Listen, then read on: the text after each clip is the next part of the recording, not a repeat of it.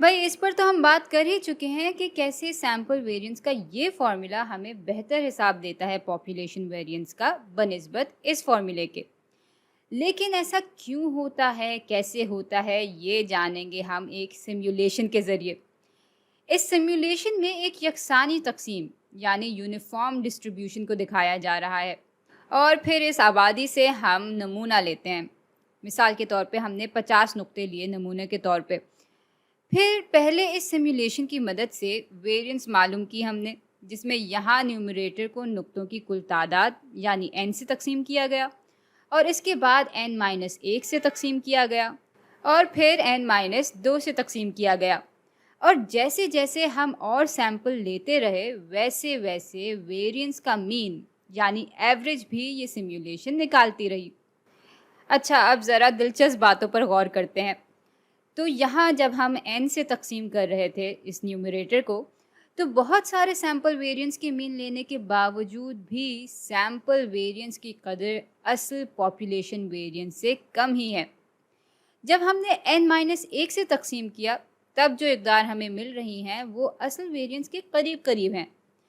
जबकि जब हमने इसको n-2 से तकसीम किया, तो हम असल वेरिएंस की कदर से ऊपर जाने लगे। तो इससे हम इस नतीजे पे पहुंच सकते हैं कि सैंपल वेरिएंस मालूम करते वक्त n-1 से तकसीम करना सबसे मुनासिब रहता है पॉपुलेशन वेरिएंस का अंदाज़ा लगाने के लिए। अच्छा, अब इसी बात को देखने का ये भी एक बहुत मज़ेदार तरीका है।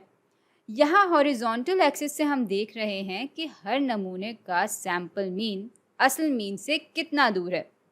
जैसे इस नुक्ते का सैंपल मीन असल मीन से बहुत ज़्यादा है, जबकि इसका सैंपल मीन असल मीन से बहुत कम है। इसका सैंपल मीन असल मीन से बस थोड़ा सा कम है और इसका बस थोड़ा सा ज़्यादा है। अच्छा, अब यहाँ एक और चीज़ हो रही है।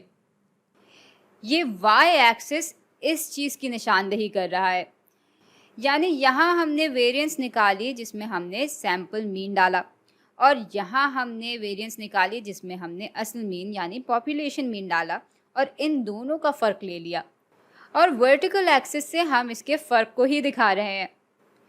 तो इस तरह हमारे पास एक बहुत दिलचस्प सा ग्राफ आ जाता है, जो अगर आप गौर करें तो हॉरिजॉन्टल एक्सिस से नीचे नीचे ही है।